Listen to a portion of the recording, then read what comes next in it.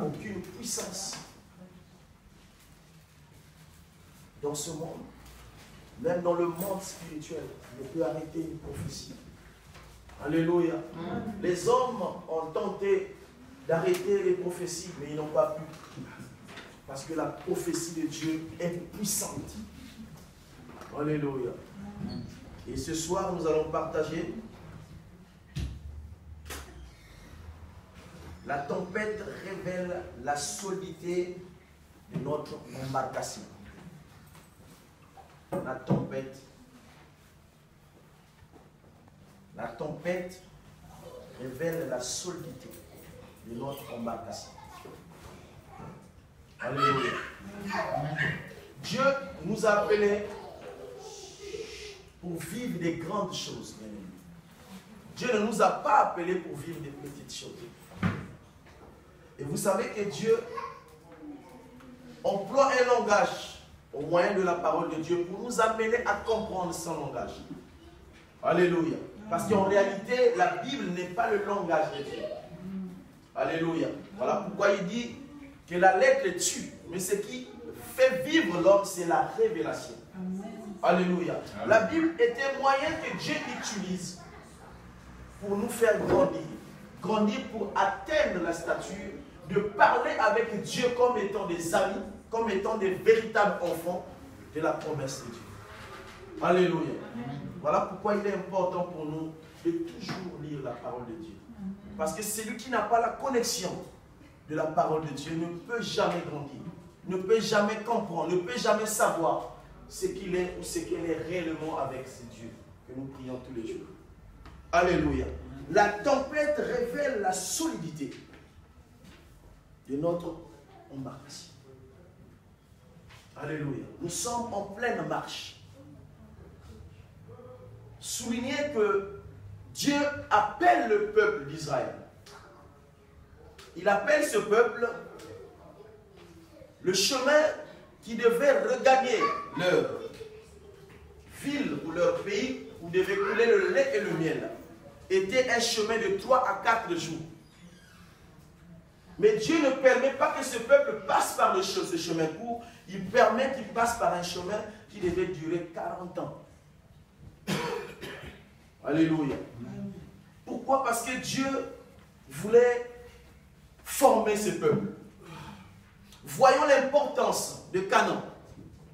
Voyons ce qu'il avait réservé pour ce peuple. Il ne voulait pas que ce peuple accède dans ce pays avec tout ce qu'ils avaient comme comportement d'Égypte. Alléluia. Et Dieu, pour cette raison, fait passer le peuple par le désert. Et dans le désert, quand nous lisons, nous comprenons que c'est là, en fait, qui était la tombe de la plupart de tout ce qui était sorti d'Égypte. D'ailleurs, la Bible révèle que sur les 600 000 environ qui sont sortis d'Égypte, il n'y a que 2 qui sont rentrés. 2 personnes. Alléluia. Ça veut dire que les 598 000, ils n'ont pas pu rentrer parce qu'ils n'ont pas supporté l'école de Dieu. Alléluia. Dieu avait promis la délivrance. Le peuple attendait cette délivrance avec impatience. Et la délivrance arrive, Dieu permet qu'au lieu qu'il passe par ce chemin de 3-4 jours, il le fait passer par le chemin de 40 jours. Alléluia. Et nous avons parlé la fois passée de l'âme qui est salie de la naissance jusqu'au moment où nous recevons le Seigneur. L'âme qui reçoit, l'âme qui regarde, qui a regardé pendant tout le long de ta vie, qui a emmagasiné de mauvaises choses. Et Dieu veut que toutes ces choses-là soient libérées de toi. Voilà pourquoi l'école de l'Éternel est très importante. Alléluia. Amen. Et c'est pour cela que nous allons lire dans les livres de Psaumes 23, du 1er au 4e verset. Quelqu'un peut nous faire la lecture?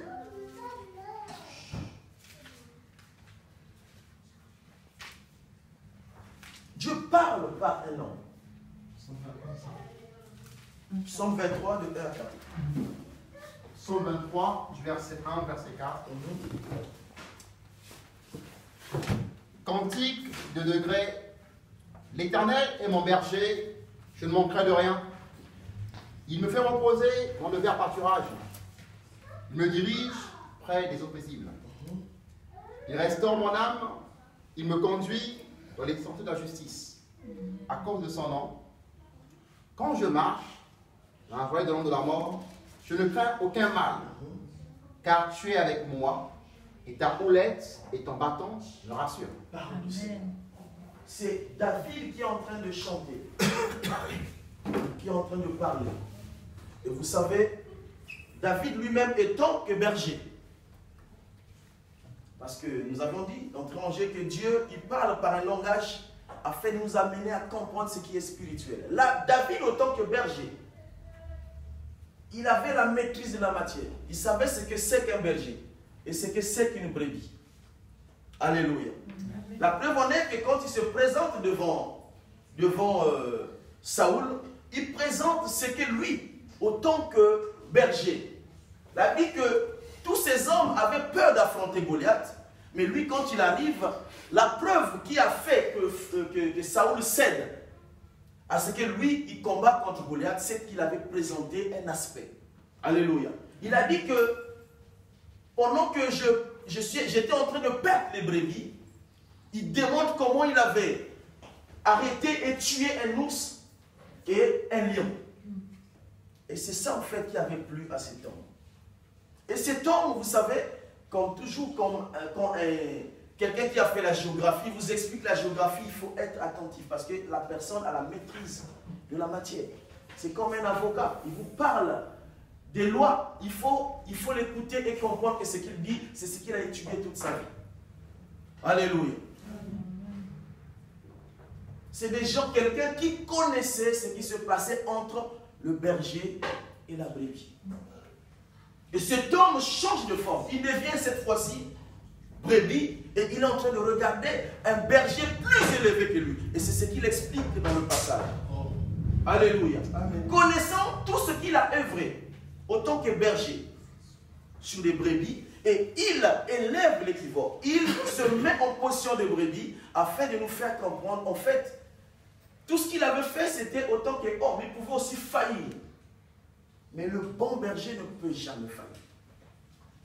Et comprenez que c'est quand il degrés, quand il chante, il regarde les merveilles, il regarde d'où il vient, il regarde les pièges, il regarde les attaques, il regarde les flèches qui pouvaient le tuer. Mais malgré tout cela, il sortait toujours sain et sauf. Alléluia. Voilà pourquoi il dit l'Éternel est mon berger.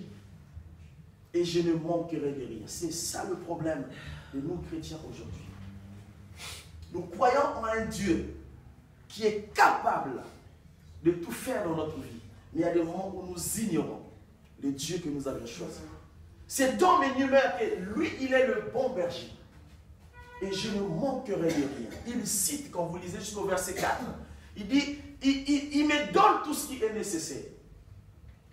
Les verts pâturages, la nourriture. Même l'eau qu'il présente, ce n'est pas de l'eau ordinaire. Ça veut dire qu'un berger humain peut donner de l'eau, mais cette eau ne peut pas correspondre avec de l'eau que Dieu peut te donner.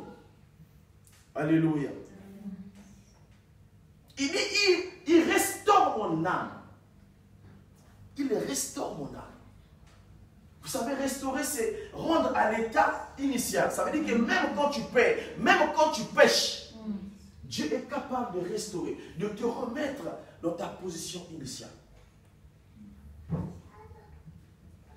Il est plein d'amour, c'est Dieu. Et cet homme est en train de nous montrer la qualité d'un bon berger. Il dit, même quand je traverse l'ombre de la vallée de la mort, je n'ai peur de rien. Je n'ai peur de rien. Parce que son bâton et sa houlette me rassurent. Cet homme, que Dieu le bénisse, c'est vrai qu'il était l'homme selon le cœur de Dieu. Il avait de l'assurance totale en Dieu. Même quand je traverse l'ombre de la vallée de la mort, son bâton et sa houlette me rassurent. Et bien aimé, pour comprendre la pensée de David, il faut comprendre ce que c'est que le berger avec les brebis. Alléluia. Il faut comprendre, comme on a dit, que le langage de Dieu, pour comprendre le langage de Dieu, il faut d'abord comprendre le langage des hommes. Et vous savez que le berger, il avait comme pour travail. Regardez quand Isaïe vient pour bénir le roi en Israël, plutôt Samuel, il vient dans la maison d'Isaïe pour bénir le roi en Israël. David n'était pas là présent. Il a dit qu'il était en brousse en train de paître les brebis. Et par là, nous comprenons que le travail d'un berger, c'est passer tout son temps à s'occuper des brebis. Alléluia. Donc David était éloigné de sa maison, était éloigné de ses frères toute la journée, bien-aimé. Il était là, il passait son temps à prendre soin des brebis. Et quand vous lisez, vous allez comprendre que le matin, quand un bon berger s'est réveillé, la première des choses était de vérifier chaque brebis, son état de santé. Regardez sur sa peau. Il y avait beaucoup d'aspects. Et il fallait prendre beaucoup de temps avant leur sortie. Parce qu'après, il fallait les sortir de la bergerie afin qu'ils aillent manger. C'est ça qu'il appelle les pâturages, les verts pâturages. Il fallait connaître l'endroit où il y avait de la nourriture qu'il fallait pour le troupeau. Il fallait savoir là où il y avait de l'eau. Parce qu'il y avait aussi des eaux qui étaient affectées, qui pouvaient tuer tous les troupeaux. Et il fallait connaître l'endroit qu'il fallait pour amener ces troupeaux. Et vous savez que dans la forêt, il y a des animaux féroces qui aussi vivent de ces animaux. Et imaginez, la brebis n'a pas de dents. Elle dit qu'il n'est pas en position de se défendre. Et donc sa défense était le berger. Voilà pourquoi il présente le bâton et la houlette. Ça veut dire qu'il marche, il n'a pas la force, un animal sans force, mais sa force en fait c'est le bâton de celui qui le conduit.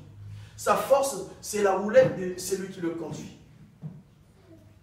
Alléluia. Parce qu'il y a des ours, il y a des lions. Vous comprenez que David présente cet homme comme étant un homme élevé de tous les hommes, qui est capable. Et d'ailleurs, il est écrit que ne vous inquiétez du lendemain, car le lendemain prendra son de vous. Mais c'est l'inquiétude dans la vie que nous menons qui fait que nous puissions nous poser des questions sur ce bon berger. La houlette et le bâton rassurent. Et vous savez que les bergers, en ces temps, ils avaient deux techniques qui pouvaient être devant, tout comme derrière. Ça veut dire qu'ils pouvaient, du bon matin, sur le chemin, ils pouvaient avoir des épines. Ils devaient être là pour nettoyer le chemin afin que le troupeau passe, sans pourtant avoir de problème. Ils pouvaient aussi être derrière en train de contrôler ces brebis. Alléluia. Il est le bon berger. Et quand nous marchons, en fait, David veut nous emmener à nous faire comprendre que quand tu marches, quand tu vis, en fait, tout cet aspect-là, c'est pour toi. Tu ne peux craindre de rien. Tu ne peux pas avoir peur parce qu'il y a un bon berger qui te contrôle. Il est devant toi, il est derrière toi. Peu importe les obstacles. Amen. Peu importe la volonté du diable. Il est là. Avec son bâton, avec sa houlette. Amen. Sa bâton aussi qui était capable de corriger pour le bien de la brebis. Parce que la brebis, la seule personne qui connaissait la direction, c'était le berger. Il y avait des endroits où il savait qu'il y avait des lions, il y avait des ours. Et en ce moment-là, il était sévère avec le troupeau. Ça veut dire qu'une brebis qui veut s'échapper ou bien changer de direction, il était là avec la houlette. Et il fallait frapper pour qu'il revienne. Ça veut dire que Dieu, il est capable.